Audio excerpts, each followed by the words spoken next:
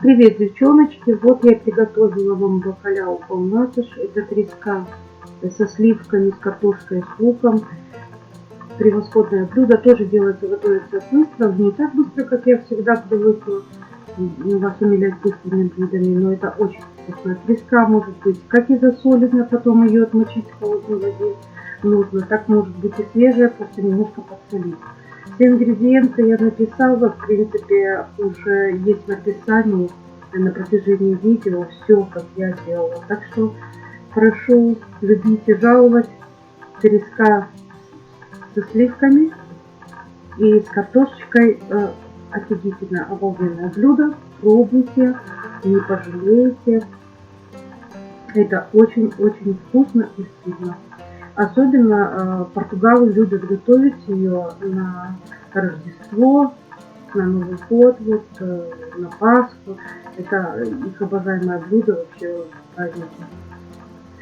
И не буду ничего больше добавлять. Единственное, что я могу добавить, это там я забыла записать мускатный орех, щепотку, парочку щепоток.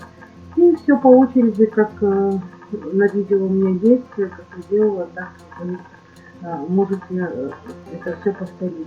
Значит, белый соус, который мы делаем для заливки, его кипятить не нужно. Только он вскипел, добавили мускат, соль, перец и лимонного сока 10 буквально капель, 15, да.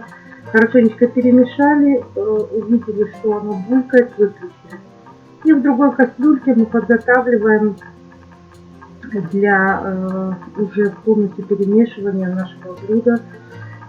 Оно не варится, не парится, не жарится долго, буквально 5 минут. Значит, мы поджарили лук с чесноком на оливковом масле, положили луковый листочек. Потом через 5-6 минут, как поджарился лук и чеснок, мы забрасываем туда нашу треску. Все это перемешиваем, забрасываем картошку. Заложили картошку, перемешали все хорошо, вылили половину белого соуса, половину оставили на потом, когда она пойдет в духовой шкаф. И все, в принципе, я вам все рассказала. Вот так вот мы делаем наше замечательное блюдо бакаляу полнатыш. Все, всем пока-пока.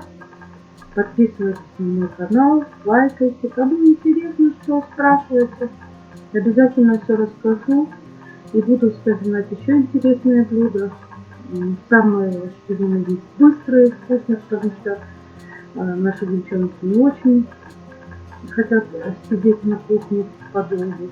Поэтому я еще вам на несколько дней постараюсь рассказать, как хорошо и правильно за час-полтора накрыть стол для гостей. Я думаю, что всем будет это приятно.